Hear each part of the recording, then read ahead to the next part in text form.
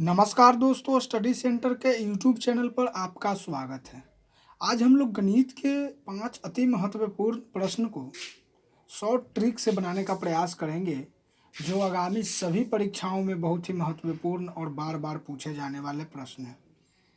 तो चलिए दोस्तों, पहले प्रश्न की ओर चलते हैं। आज का हमारा पहला प्रश्न है, रुपये 5100 को ए और बी में 8:9 के अनुपात में वितरित किया गया। बी का भाग ए के भाग से कितना अधिक है। तो बहुत ही सिंपल प्रश्न है दोस्तों। कह रहा है कि 5100 रुपया है, उसको ए और बी में 8 और 9 के अनुपात में वितरित किया गया। मतलब कुल क्या हो जाएगा, रेशियो 17 रेशियो। तो 17 रेशियो बराबर क्या है, 5100। तो एक रेशियो बराबर क्या हो जाएगा, बटा में 17 हो जाएगा। ये कट जाएगा, 17×51, यानी एक रेशियो बराबर 300 है। तो 8 रेशियो बराबर क्या हो जाएगा, 2400। और 9 रेशियो बराबर क्या हो जाएगा, 2700। तो कह रहा है कि बी का भाग जो है ए के भाग से कितना अधिक है। तो कितना अधिक है दोस्तों, 300 अधिक है, 300 रुपये अधिक है। तो देखेंगे 300 रुपये किस ऑप्शन में है। तो ऑप्शन नंबर ए जो है वो सही हो जाएगा। तो मैं उम्मीद करता हूँ दोस्तों, यह प्रश्न आप लोगों को बहुत अच्छे तरीके से समझ में आ गया होगा। और यदि इस प्रकार के प्रश्न आपके किसी भी परीक्षाओं में अगर पूछे जाते हैं तो आप बहुत ही आसानी से सॉल्व कर सकते हैं। चलिए अगले प्रश्न की ओर चलते हैं। हमारा अगला प्रश्न है, 28-2 ब्रैकेट 20 + 12/4 गुना 3 - 2 × 2 ब्रैकेट + 22 बराबर का मान है। तो बहुत ही सिंपल है दोस्तों, हम इसको बोर्ड मास के नियम से सॉल्व करेंगे। ठीक है, कैसे, तो पहले ब्रैकेट को सॉल्व करेंगे। तो देखिए दोस्तों, ये 2 गुना में 2 क्या हो जाएगा, 4 हो जाएगा। ये भागा करेंगे तो 3 हो जाएगा, और 3 तिहाई 9 हो जाएगा। 9 - 4 क्या होगा, 5 हो जाएगा। और 5 को 20 में जोड़ेंगे तो क्या होगा, 25 हो जाएगा। ठीक है, अब 25 को इस 2 से गुना करेंगे -2 से, तो -50 होगा। अब इस 28 को और इस 22 को जोड़ेंगे तो 50 हो जाएगा। 50 - 50 क्या हो जाएगा, 0। इसका आंसर क्या हो जाएगा, 0। तो देखेंगे 0 किस ऑप्शन में है। तो ऑप्शन नंबर सी जो है वो सही हो जाएगा। तो मैं उम्मीद करता हूँ दोस्तों, यह प्रश्न भी आप लोग बहुत अच्छे तरीके से समझ गए होंगे। और यदि इस प्रकार के प्रश्न आपके किसी भी परीक्षा में अगर पूछे जाते हैं तो आप बहुत ही आसानी से सॉल्व कर सकते हैं।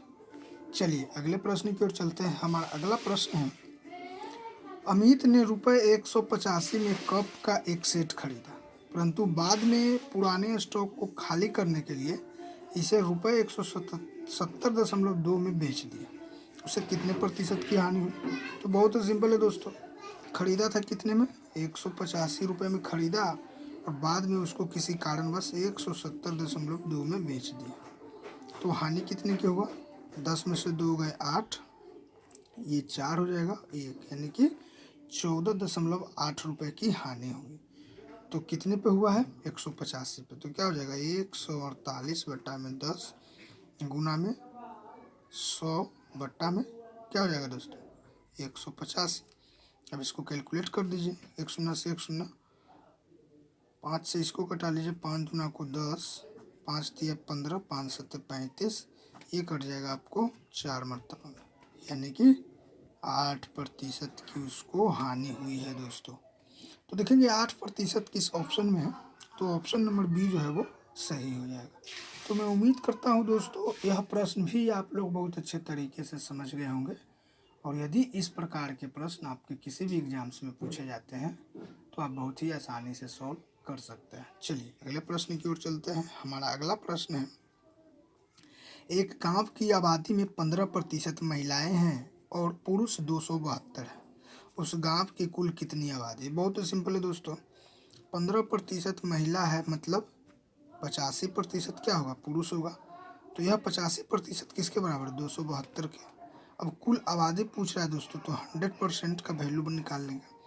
तो 272 बटा 85 गुना में 100, 5 से 17 × 85, 20 × 25 100, 17 एकम 17, 17 छक्का 2 तल से, यानी 16 में 20 से गुना करेंगे तो क्या आएगा, 320, यानी उस गांव की कुल आबादी जो है दोस्तों वो 320 है। तो देखेंगे 320 किस ऑप्शन में है, तो ऑप्शन नंबर डी जो है वो सही हो जाएगा। तो मैं उम्मीद करता हूं दोस्तों यह प्रश्न भी आप लोग बहुत अच्छे तरीके से समझ गए होंगे, और यदि इस प्रकार के प्रश्न आपके किसी भी परीक्षाओं में अगर पूछे जाते हैं तो आप बहुत ही आसानी से सॉल्व कर सकते हैं। चलिए दोस्तों, आज का आखिरी प्रश्न और काफ़ी महत्वपूर्ण प्रश्न है। लगातार 10 पारियों में अभिषेक शर्मा का स्कोर क्रमशः पहली 10 प्राकृत संख्याएं हैं। उपरोक्त डेटा का माध्य ज्ञात करें। तो प्राकृत संख्या किसे कहते हैं दोस्तों, जो 1 से स्टार्ट होता है। तो कह रहा है कि पहली 10 प्राकृत संख्याएं हैं, तो 1 2 3 डॉट डॉट डॉट 10 तक जाएगा। ठीक है। अब जब हमसे उपरोक्त डेटा का माध्य पूछ रहा है, तो जब माध्य पूछे या औसत पूछे दोस्तों, तो लास्ट टर्म और फर्स्ट टर्म का योग और बटा में 2 कर देना है, हमारा आंसर आ जाएगा। तो लास्ट टर्म क्या है, 10 है। फर्स्ट टर्म क्या है, 1 है। बटा में 2 करेंगे तो 11/2 बराबर क्या आएगा, 5.5, यानी उपरोक्त डेटा का जो माध्य होगा दोस्तों वो 5.5 होगा। तो देखेंगे किस ऑप्शन में है, ऑप्शन नंबर बी जो है वो सही हो जाएगा। तो मैं उम्मीद करता हूँ दोस्तों सारे प्रश्न आप लोगों को बहुत अच्छे तरीके से समझ में आ गया होगा, और यदि इस प्रकार के प्रश्न आपके किसी भी परीक्षाओं में पूछे जाते हैं तो आप बहुत ही आसानी से सॉल्व कर सकते हैं। तो दोस्तों याद रहे, स्टडी सेंटर के यूट्यूब चैनल को सब्सक्राइब ज़रूर करें और नोटिफिकेशन बेल को ज़रूर दबाएं, ताकि वीडियो जो अपलोड होते हैं उसका लिंक सबसे पहले आप तक पहुंचे। और वीडियो को जितना ज़्यादा हो सके लाइक और शेयर कीजिए, जिससे अधिक से अधिक विद्यार्थियों को इसका लाभ मिल सके। और हमारी क्लासेस डेली चलती है दोस्तों, तो आप इससे जुड़ने का काम करें।